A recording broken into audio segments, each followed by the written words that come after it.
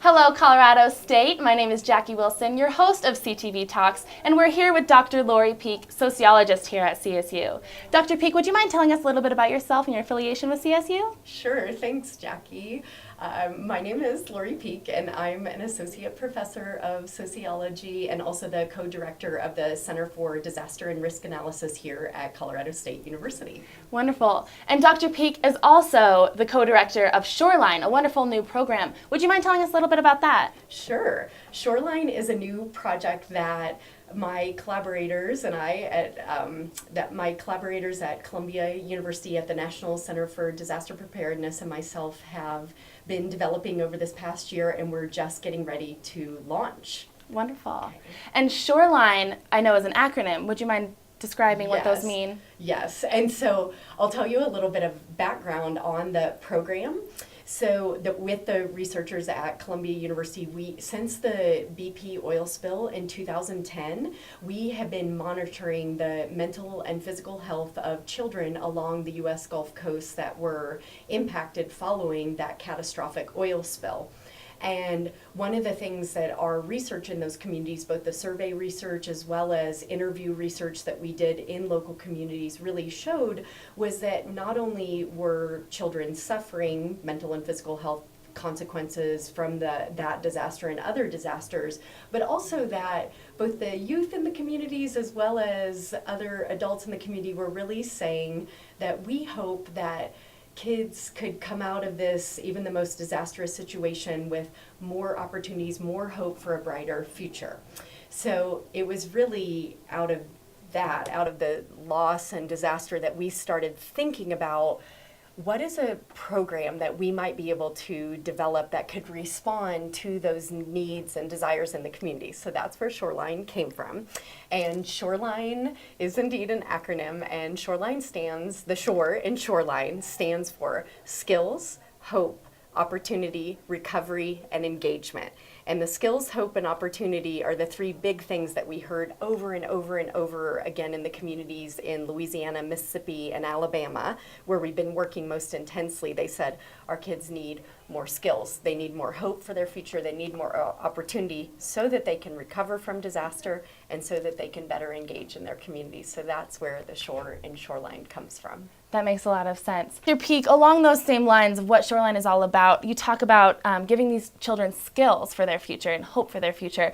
What kind of skills do these children need for their future? Yeah, so that is a really interesting question, because right now these children are living in a changing environment, an environment that's been changed by natural disasters, so by hurricanes, by technological disasters like the oil spill, and also just they're living in a shifting economic environment because things are changing along the coast as far as what jobs are likely going to be available to these children and youth. And so one of the things we heard over and over and over in the communities is, my great-grandfather was a fisher, shrimper, my grandfather did the same thing, my father did the same thing, but now here I am, and after the oil spill, I don't know if that opportunity is going to be available to me.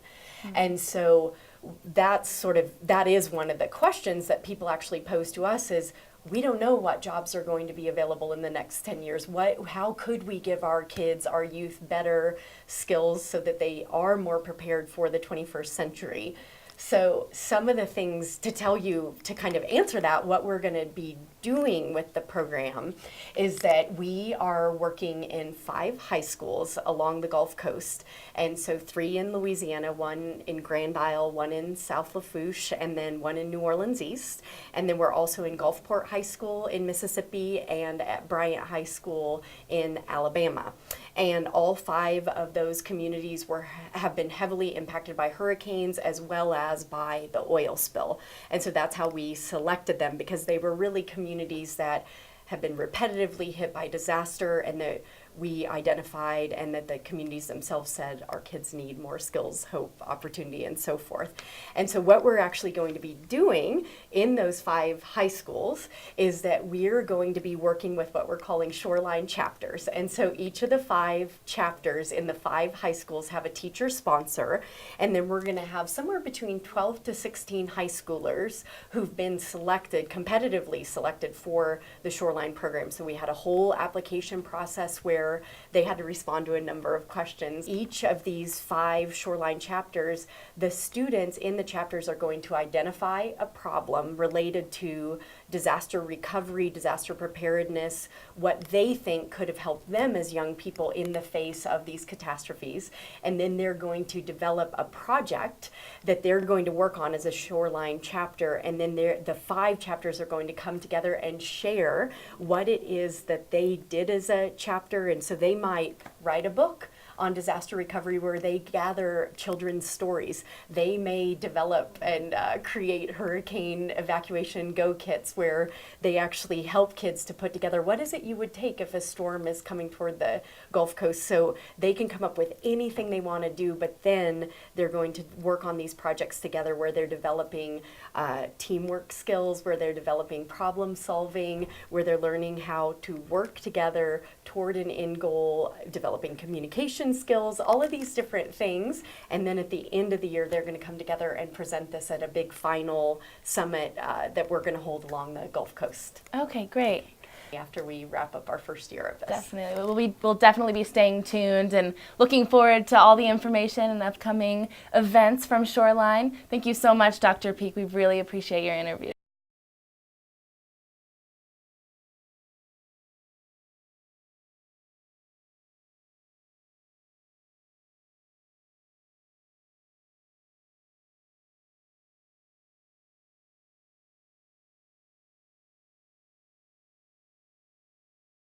Welcome, CTV, to another episode of CTV Talks. We're here with the co-founders and entrepreneurs of Stuff and Mallows. And I'm very fine currently, but I'm sure it's still going to taste good.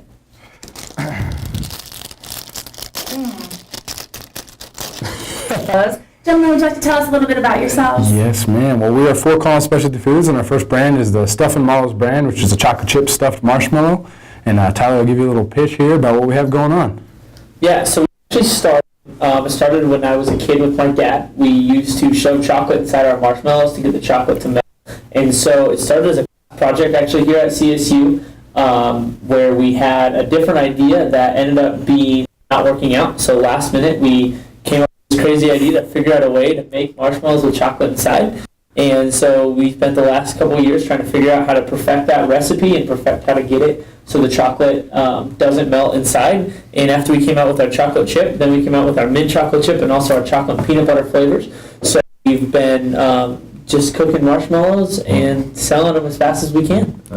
Yeah, it's been a pretty cool experience. Like I said, it just started out as a class project, and now here we are today selling marshmallows to anybody who will buy them, and we're doing pretty well. So it's been a lot of fun, and learned a lot. It's been about 3 months now since we actually opened our doors, but as Tyler said, 2 years of work to develop the idea and the process and the back-end operations and that, and we were able to get in with a local commissary kitchen here that was also started by a bunch of CSU graduates about 8 years ago, and so we're using their facility in that, and helps us be legitimate, helps us legally sell, and keeps our startup costs low and allows us to grow our business from its infancy. If I'm fiending for a marshmallow, where can I get a stuffed marshmallow? You can get a Stuff and Mallow at the Cupboard here in Fort Collins. We also work 2 farmers markets, one in Loveland and one in Berthoud. And then we're also in a retail outlet in Estes Park called Rustic Mountain Charm, and then the Kitchen Alley down in Loveland.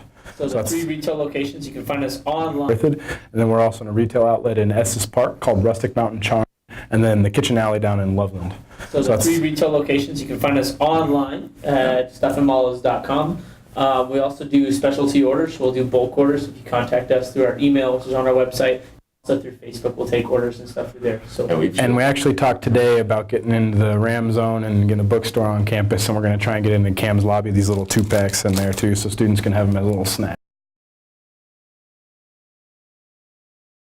CTVers, and welcome back. We are here at the second annual Northern Colorado Blues Festival with Realities for Children volunteer Michelle. Michelle, would you tell us a little bit more about Realities for Children? Absolutely. Realities for Children is a nonprofit where they assist individual youth that are neglected or at risk, and they do that by providing education services, funding services when all funding has been exhausted, and different other opportunities throughout the year by providing bikes for children, holiday gifts during the holidays, and we could not do it without the community support, both from business, community, all the way down to the people that donate for all awesome opportunities that we have during the year. Great, Michelle. And also today is such a wonderful opportunity because of the wonderful music going on and the great community engagement. How has the booth looked today? Sold a lot of tickets? We have had community support just since we got here. We weren't even set up and people were here to offer donations, to buy raffle tickets. I mean, it's just such an outpouring of community support. We're so grateful and appreciative. Well, we are very appreciative of your service and your help with Realities for Children. We're excited to follow up and look forward to the wonderful things that are happening. Thank you so much for your interview. Thank you. I'm Ryan McDonald. I'm Alex Ozels. And we're here at Cooper Smith today at the second annual Northern Colorado Blues Festival. Gentlemen, will you please inform us a little bit about how your business has been today? It's been pretty good. It's been going pretty well. It's been a little bit busier than usual with bringing in everything. So, Being a server coming in at 10 o'clock in the morning, you aren't really expecting a lot. But today was a lot different. We got a bigger pop with the car show and the music festival going on today. So Wonderful. Have you had any exciting stories, any great music coming in? I don't know. Well, we turned our music off so we could hear everything out there. So I mean that was good. a lot of good local artists. Met a few. We had a couple guys in with their instruments earlier. I didn't catch the names, but so they were on stage a little earlier. Good. All right. We're here, CTVers, at the second annual Northern Colorado Blues Festival. Would you mind telling us a couple things about today? Introduce yourself. My name's John Leff, and I'm from Greeley. And we have a car over here in the car show. And we come over to this every year because we enjoy this. Love the bands and like to see all the cars and just have a good time. Wonderful. And it seems like today's music has been really eclectic and wonderful. Do you know any of the bands already, or is this all new? I think the band up there right now is Robert Wilson Band. And I've heard them before, and they are good, very good. So. And it's such a hot day today. You staying cool here in the shade? Oh yeah, we're looking for shade quite a bit at a time. Great, wonderful. Well, thank you so much for working with us today, and have a wonderful rest of your day. Thank you. Bye-bye. Well, grab a pretty woman, grab a handsome man, loosen up your belts and show us how to live with rock. Let's roll! Let's rock, let's roll, let the music touch your...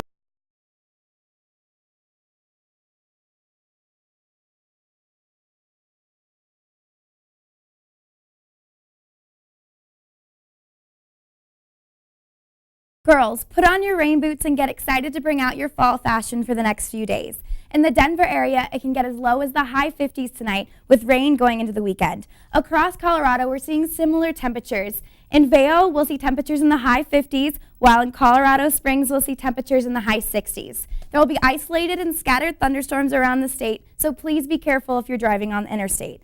In Fort Collins, Thursday and Friday, there's a high chance of rain, anywhere from 60 to 70% with potential thunderstorms. Going into this weekend for our football fans, there's a 30% chance of rain for the game on Saturday. So let's hope we don't have to cheer on our Rams with umbrellas in hand. Monday, we'll go back to a sunny high of 76 degrees, where it will hopefully stay sunny and in the high 70s for the rest of the week.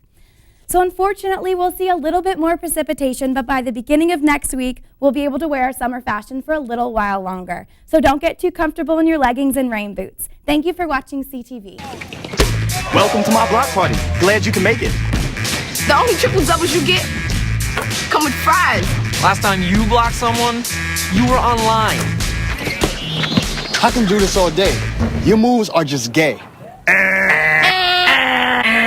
Using gay to mean dumb or stupid, not cool. Not cool. Not in my house, not anywhere. It's not creative, it's offensive to gay people. And you're better than that.